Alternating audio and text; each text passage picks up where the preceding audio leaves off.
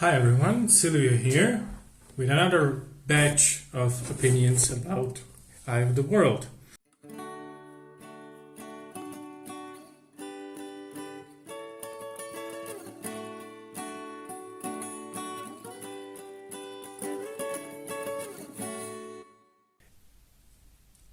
Unlike last batch of chapters, I'm actually warming up to Matt. Who would have thought? I don't think I'm anywhere near to liking him, but I don't dislike him anymore. Um, so there was one sort of filler chapter that I didn't care much for when Rand and Matt are running and they're broke and they do chores on a farm, which is fine. For one thing, I think that their survival and the way it's written, the grueling everyday grind they go through, that was really well done. It was, you could see the misery, you could feel the misery, the exhaustion they were going through. What I specifically mean by a filler chapter is a bit with the farmer's daughter, the one that kind of got interested in Rand. That whole thing came and went, and honestly, okay, that really felt like filler. I did say that I find Matt less annoying, but he still got his whole thing. Ooh, my precious dagger. That's not gonna backfire, is it? Like, I don't know, 15 chapters from now, or 5 books from now, I don't know. But it was too much. So, I am more invested into his character now.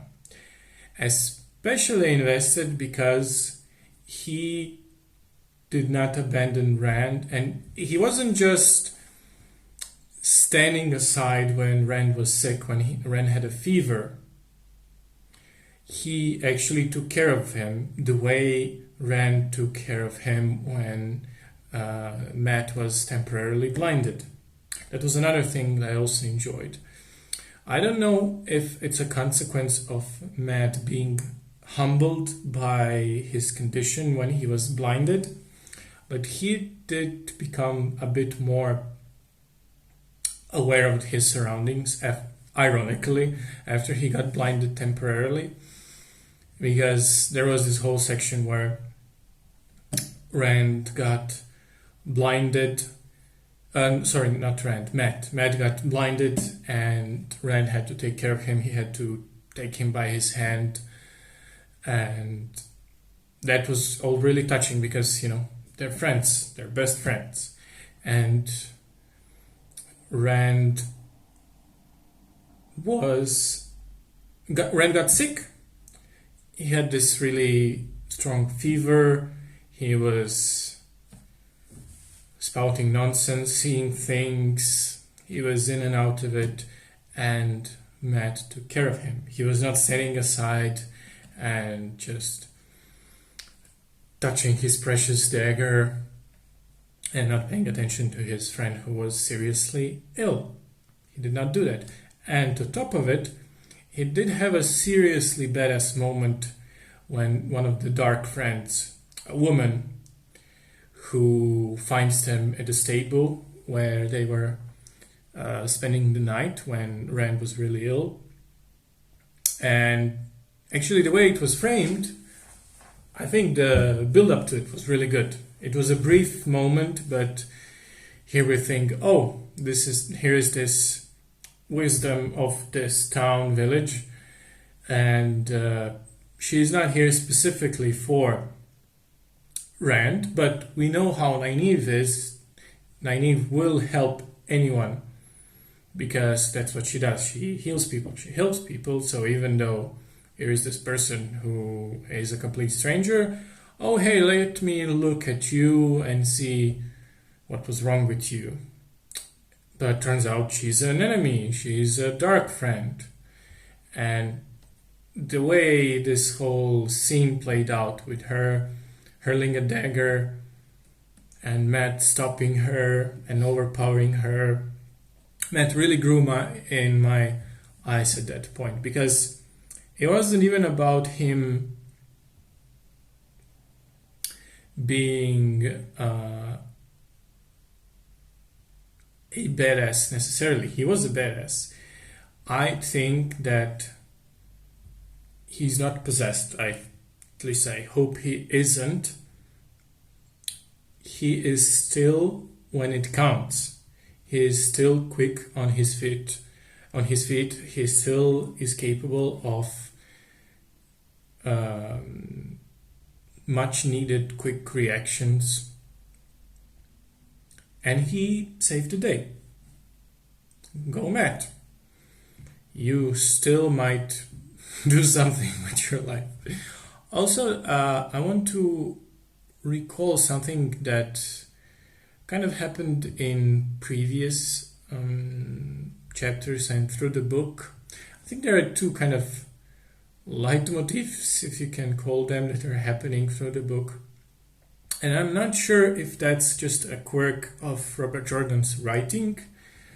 Even before I've started reading this, just by the virtue of spending time at fantasy subreddit on Reddit, or just talking to other fantasy fans, or just people referencing tics that writers have. Like Robert Jordan is, it's not a spoiler, he's famous for characters tugging on their braids, right?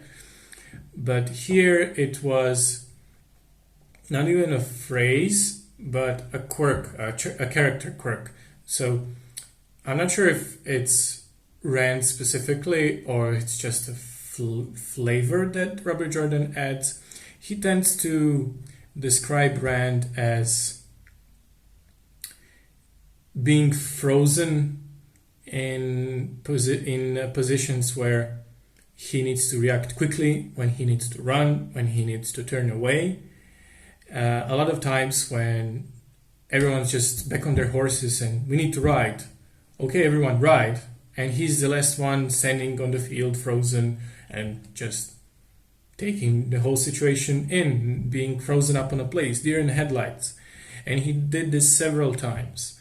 So I'm not sure if that's just a strange thing that I'm weirdly obsessing over, or I should just let it go. I should just let it go. The other thing that I like is the thing with skinny innkeepers. That was good.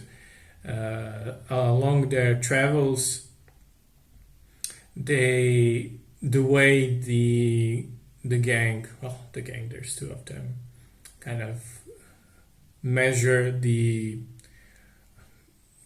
well-being, the prosperity of a town they go through is if the innkeeper is large or skinny.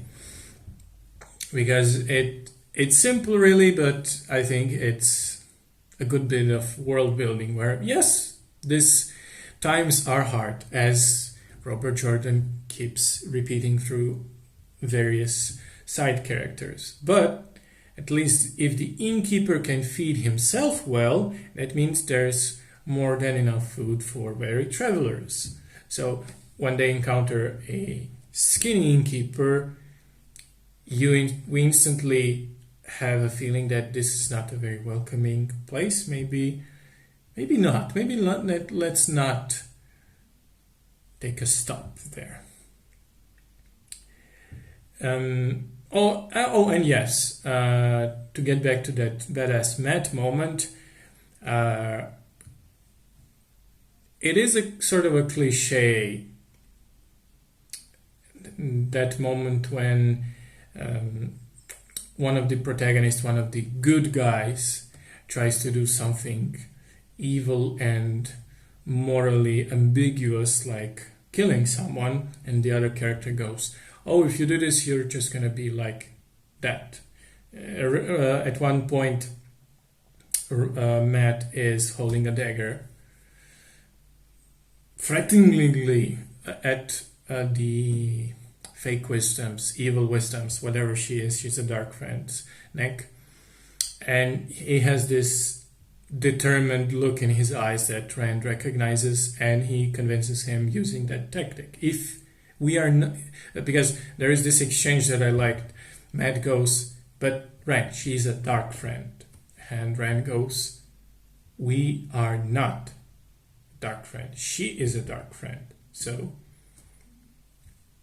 don't do this. You're not like this." And it is a cliche, but for me it works. I like that.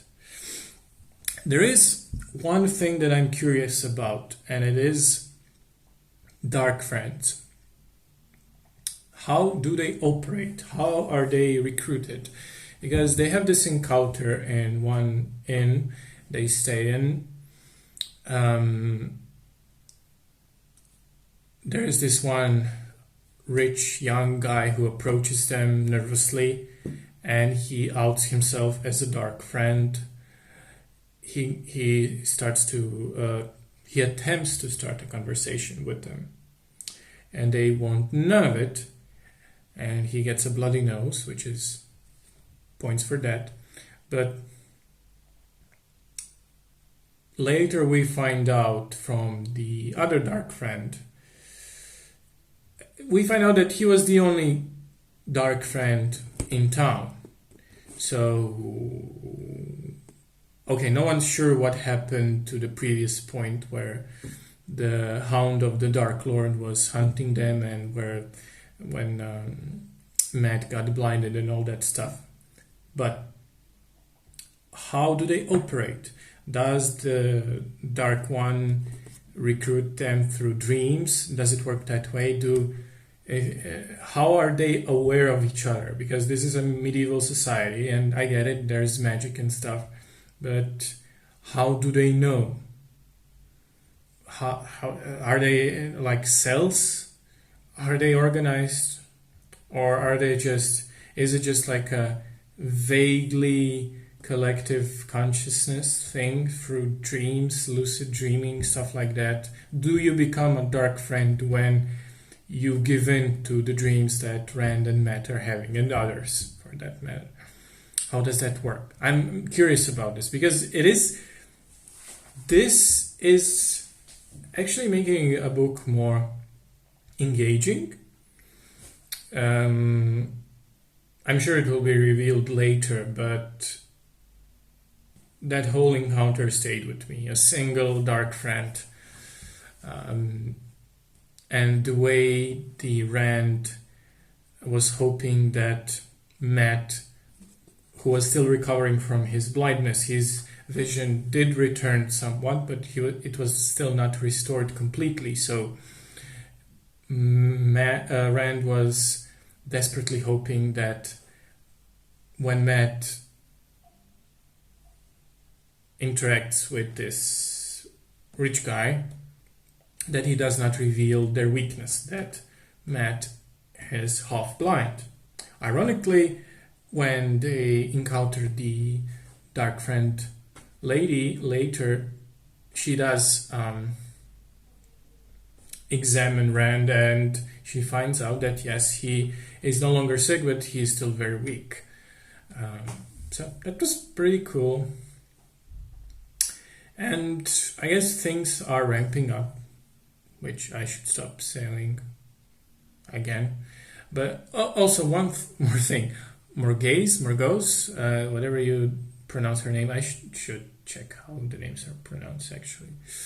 But still, that's an ominous name. A very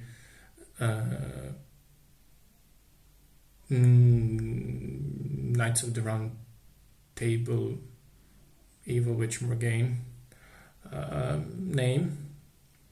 So we find out that there is another Aes Sedai, and that she is an advisor to the Queen. Okay, now I think a more clear picture of Aes Sedai is forming in my head.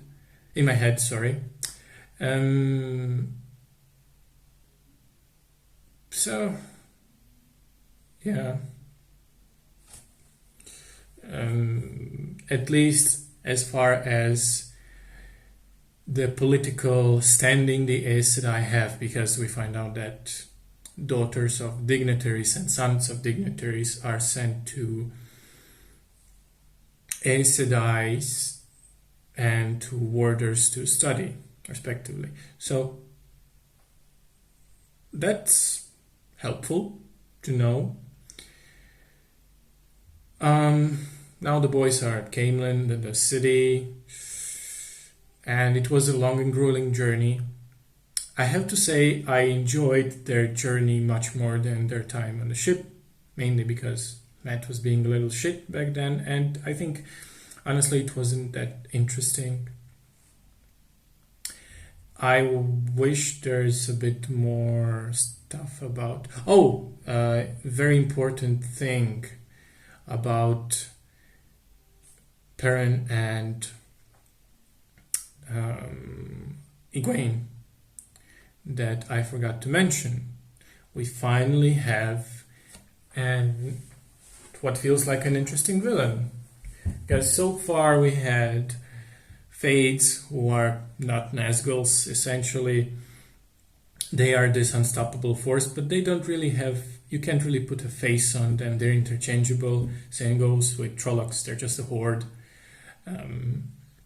Yes, we have the Dark One, the Dark Lord, but again, we don't encounter him, or even at this point, I don't know what he is all about. Not exactly. But Perrin and Egwene are captured by White Cloaks, a whole regiment of White Cloaks, and they encounter a man called Bornhald from Berlin, I think, and he is this very specific type of villain that I enjoy. He's this very Hans Landa kind of guy. He's very polite, very articulate, and also really, really evil and really ignorant. Not ignorant, just so incredibly set in his ways and convinced that he is the one who is morally just, and he is the one who says what's morally just. So I think he's a good villain. I hope he ends up a good villain, because we did not have one, which is fine. You don't need to have a proper villain, so to say. Rand and Matt were, most of the time it was like them against nature or them on the run, them surviving. It was a survival story partly. So yeah, Ilias is missing, the wolves are dead, which is really sad. But it got really interesting now, and the hype is real. It is real. I'm super pumped for what comes next.